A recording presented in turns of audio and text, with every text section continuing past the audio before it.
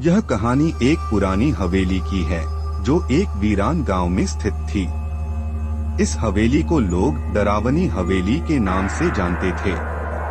कहते हैं इस हवेली में एक भूत रहता है जिसने कई सालों से वहां रहने वाले लोगों को परेशान किया है। गांव के बाहर उस पुरानी हवेली में कोई जाने की हिम्मत नहीं करता था।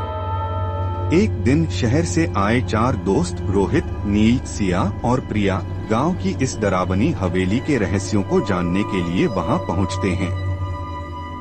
गांव वालों ने उन्हें चेतावनी दी, लेकिन दोस्तों ने इसे मजाक समझकर नजरअंदाज कर दिया। हवेली में कदम रखते ही उन्हें अजीबोगरीब आवाजें सुनाई देने लगी, जैसे कोई पीछे चल रहा हो। हवेली का मुख्य हॉल टूटा फूटा था, लेकिन दीवारों पर अजीब चित्र और खून के धब्बे नजर आ रहे थे। हॉल में अचानक एक पुरानी घड़ी ने बजना शुरू कर दिया, जो दशकों से बंद पड़ी थी। प्रिया डरकर चिल्ला उठी, लेकिन नील ने कहा, यह सब पुरानी हवेली के माहौल का असर है। तभी एक छाया तेजी से दीवार के पीछे गायब हो गई। जैसे जैसे वे हवेली के अंदर जाते गए, उन्हें और भी खौफनाक चीजें दिखती गईं। रोहित को एक पुराने शीशे में एक औरत की झलक दिखी, लेकिन शीशे के सामने कोई नहीं था। सिया को सीढ़ियों पर खून के निशान दिखे, जो ऊपर के कमरे तक जा रहे थे। वे एक कमरे में पहुंचे, जहां उन्हें एक पुरानी डायरी मिली। डायरी में लिखा था कि यह हवेली कभी राजा विक्रम की थी, जिनकी पत्नी रानी सुरेखा की हत्या इसी हवेली में हुई थी।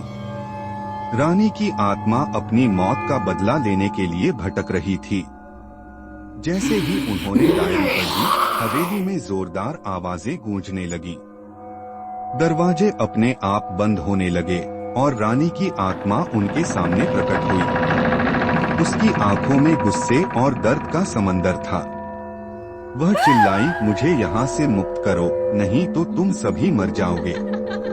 डर के मारे चारों ने रानी की आत्मा से पूछा, हम तुम्हें मुक्त कैसे कर सकते हैं? रानी ने कहा, मुझे उस धोखेबाज को पकड़कर लाओ जिसने मुझे मारा।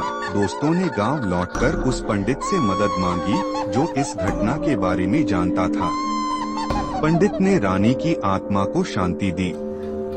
हवेली अब शांत हो गई थी और रानी की आत्मा मुक्त हो गई थी। लेकिन दोस्तों ने एक सबक सीखा, हर जगह की कहानी और चेतावनी को गंभीरता से लेना चाहिए। यह कहानी सिखाती है कि रहस्य और अतीत के दर्द को अनदेखा करना कभी कभी खतरनाक साबित हो सकता है। ऐसी ही वीडियो देखने के लिए हमारे YouTube चैनल को सब्सक्राइब करें। धन्यवाद।